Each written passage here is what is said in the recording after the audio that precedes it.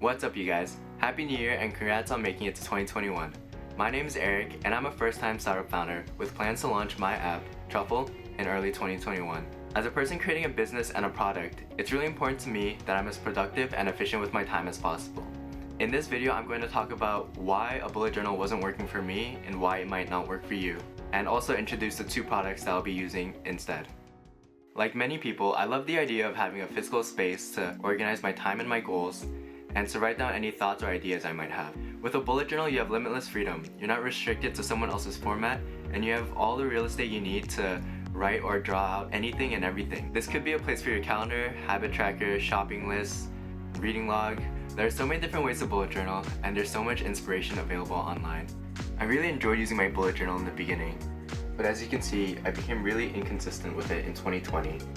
To the point where I basically wasn't using it. Here's my 2019 journal for comparison.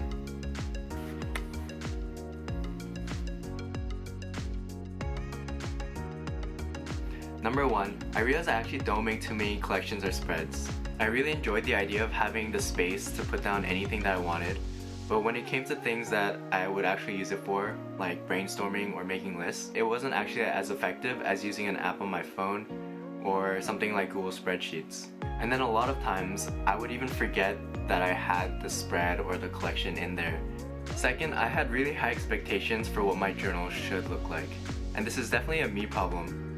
But whenever I was putting anything down or creating a special page, there was a lot of pressure to make it really beautiful and to make sure that the lines were really clean.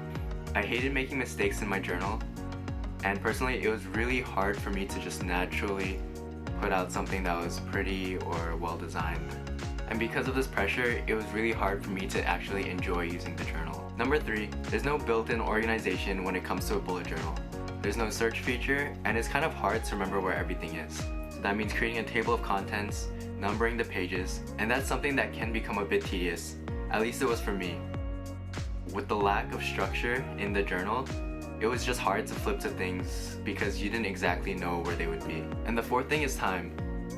Creating these journals, formatting the pages, drawing out your calendar, these are all things that actually take a lot more time than I was expecting.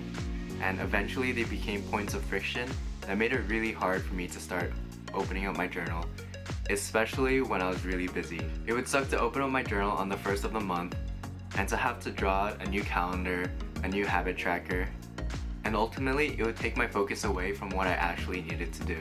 So that's why this year I'm putting away the bullet journal and I'm turning the page with these two new journals. And the 5-minute journal by Intelligent Change. Just to be clear, I'm totally aware that most of these problems can be addressed and that they're more like me problems than problems with the bullet journal. But I just wanted to share my experience and my pain points to hopefully help you decide if bullet journaling is for you. So in 2021, I'm replacing the bullet journal with the Goal Planner by Ink and Volt and the 5-minute journal by Intelligent Change. Now if you're wondering, I'm not affiliated with these companies or brands at all.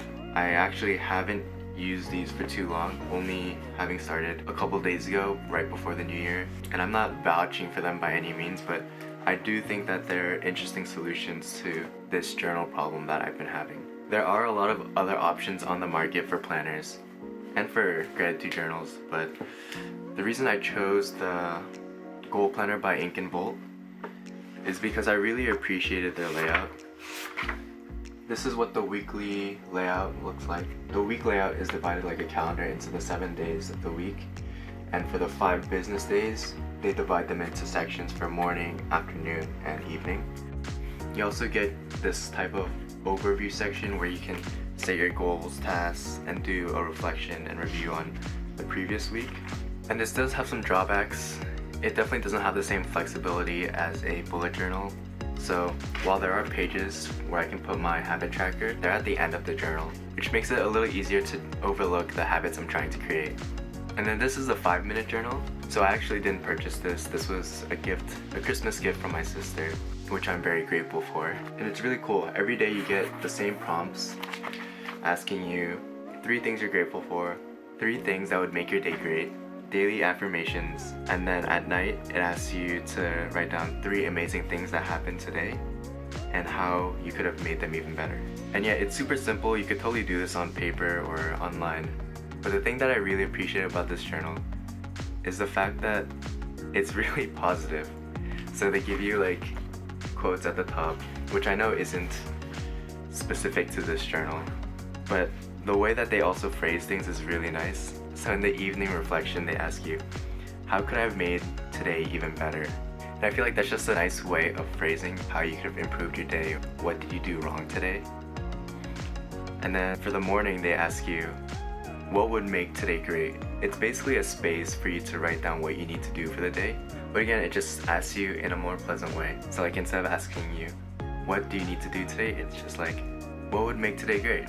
I'll put a link down to everything below just in case you wanted to check them out. As a bonus, I don't know if anyone cares, but these pens feel really nice to write with.